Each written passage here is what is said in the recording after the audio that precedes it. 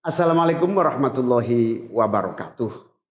Saudara-saudara sekalian, baru saja kita mendengarkan putusan Mahkamah Konstitusi terkait hasil akhir Pilpres tahun 2024. Putusan ini sebetulnya tidak mengejutkan. Putusan hari ini mengkonfirmasi bahwa kita semua termasuk MK tak kuasa menghentikan laju pelemahan demokrasi di negeri kita tercinta. Sebagai catatan, kami sangat bangga dengan 3 hakim MK yang menyatakan dissenting opinion. Yang saya muliakan Profesor Saldi Isra, Profesor Eni Nurbaningsih, Profesor Arif Hidayat. Mereka adalah orang-orang yang mulia yang menjadi harapan bagi tegaknya konstitusi dan kembalinya marwah Mahkamah Konstitusi ke depan. Dan mereka akan menjadi catatan indah dan baik dalam sejarah kita berbangsa dan bernegara. Profesor Saldi Isra tadi mengingatkan tentang keadilan substansial, bukan sekedar keadilan prosedural. Ini adalah catatan amat penting yang sayangnya terabaikan dalam proses demokrasi kita akhir-akhir ini. Artinya kita memiliki tugas yang masih panjang. Sebab demokrasi kita sesungguhnya masih ringkih dan harus terus-menerus dijaga dan dirawat. Namun kami masih menerima dan kita semua menghormati keputusan Mahkamah Konstitusi ini sebagai keputusan yang final dan mengikat. Saudara-saudara sekalian, perlu usaha kita semua untuk terus-menerus memperkuat demokrasi. Perlu sensitivitas kita semua untuk terus-menerus menjaga agar amanat reformasi tidak tergerus walaupun proses penggerusannya berjalan pelan-pelan, sedikit-sedikit yang seringkali membuat kita terlena.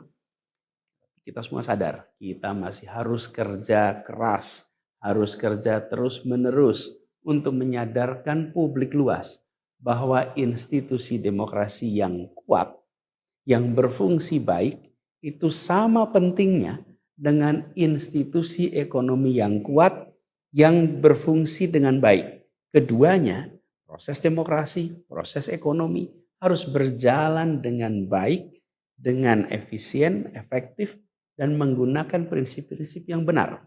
Oleh karena itu kita semua harus terus bekerja, harus terus merangkul dan memperkuat masyarakat. Agar dalam proses demokrasi masyarakat kita bisa kebal terhadap imbalan-imbalan iming-iming jangka pendek dan tahan terhadap ancaman-ancaman dan tidak ada lagi pihak-pihak yang melakukan itu pada masyarakat kita. Saudara-saudara, atas alasan ini semua kami akan terus berkomitmen terhadap gerakan perubahan dengan cita-cita jangka panjang, memperkuat pilar-pilar demokrasi, serta menghadirkan keadilan dan kemakmuran bagi semua dalam kesempatan apapun yang bisa kita raih di masa yang akan datang. Cita-cita kita untuk membangun negara yang menjamin keleluasaan berbicara dan kebebasan mengkritik, negara di mana warganya bebas memilih tanpa iming-iming imbalan sesaat dan tekanan maupun ancaman. Ini tidak akan berhenti. Kita harus terus berjuang bersama-sama. Namun saudara-saudara, kepada seluruh para pendukung yang telah menitipkan aspirasi perubahan kepada kami sebagai capres dan cawapres, kami harus sampaikan. Disinilah ujung perjuangan konstitusional kita dalam Pilpres kali ini. Keputusan MK hari ini menjadi penanda berakhirnya Pilpres tahun 2024. Keputusan MK hari ini menjadi penanda berakhirnya seluruh proses Pilpres 2024. Saudara sekalian, salah satu prinsip demokrasi yang baik adalah peaceful transition of power. Perpindahan kewenangan yang berjalan dengan damai dari presiden petahana yang segera akan berakhir masa jabatannya kepada presiden terpilih. Dengan segala catatan tentang problematiknya proses Pilpres 2024 kali ini, kami berkomitmen untuk menjaga prinsip peaceful transition of power itu.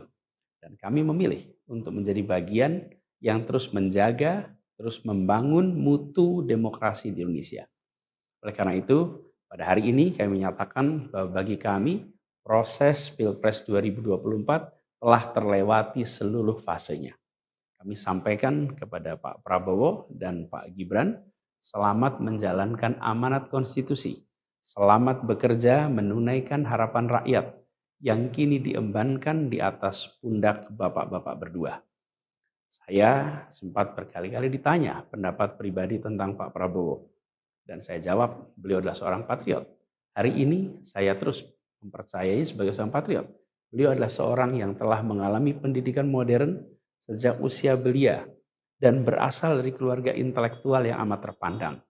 Maka Pak Prabowo tentu paham bahwa dalam demokrasi yang baik, menerima keberadaan oposisi sebagai partner dalam bernegara, menjaga keseimbangan dan independensi 3 cabang kekuasaan, yaitu eksekutif, legislatif, yudikatif.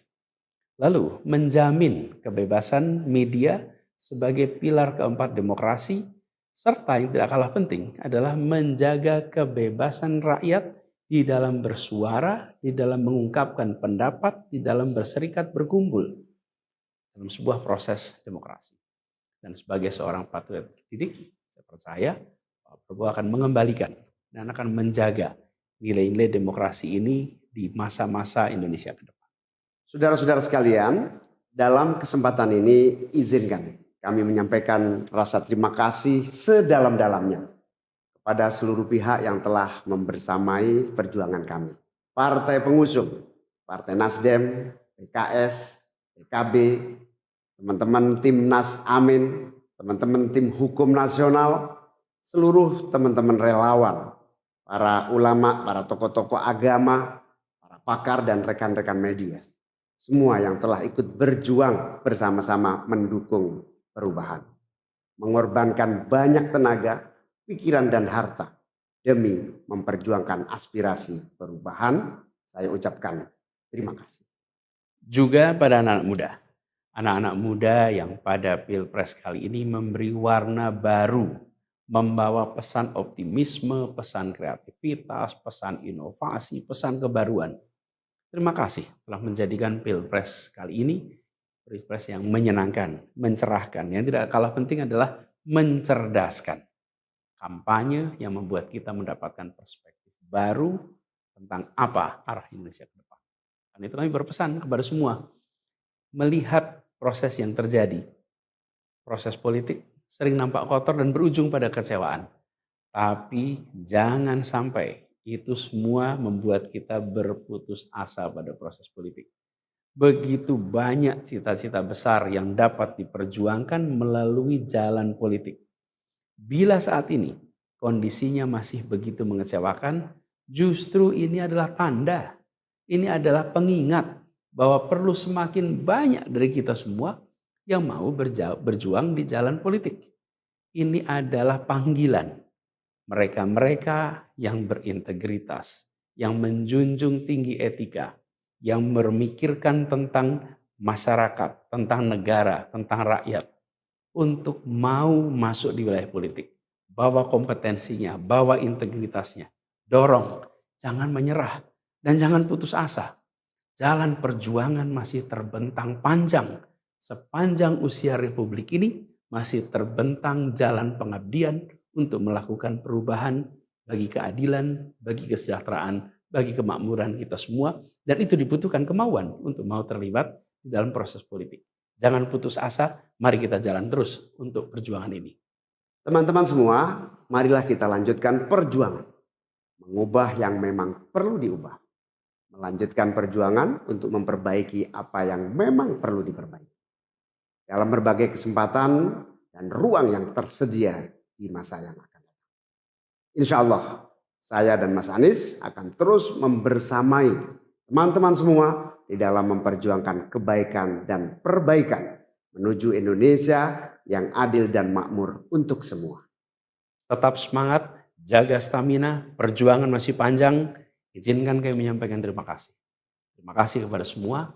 Semoga Allah SWT merahmati negara Republik Indonesia dan melindungi kita semua. Assalamualaikum warahmatullahi wabarakatuh.